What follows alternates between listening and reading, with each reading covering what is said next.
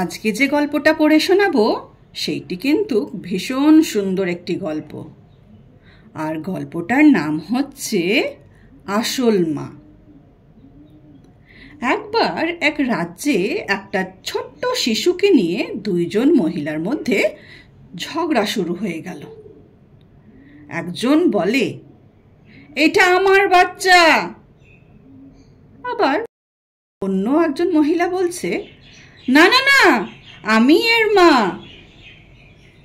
ফলে ঝগড়া মেটাবার জন্য কোতোয়াল তাদের দুজনকে ধরে নিয়ে বিচারকের সামনে উপস্থিত করল।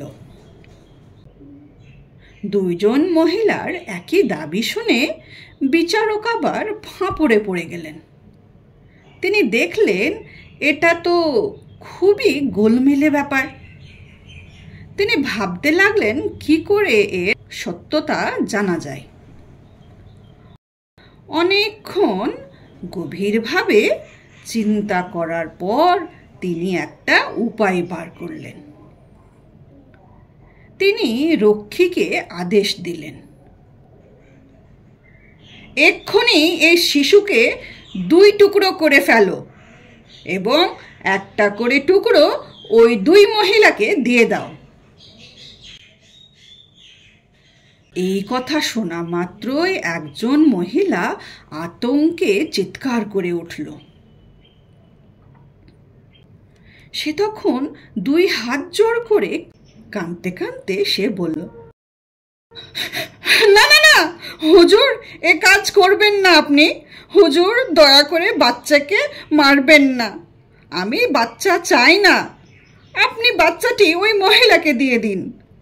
শিশুকে প্রাণে বেঁচে থাকতে দিন প্রভু। অন্য মহিলাটি কিন্তু চুপ করে রইল।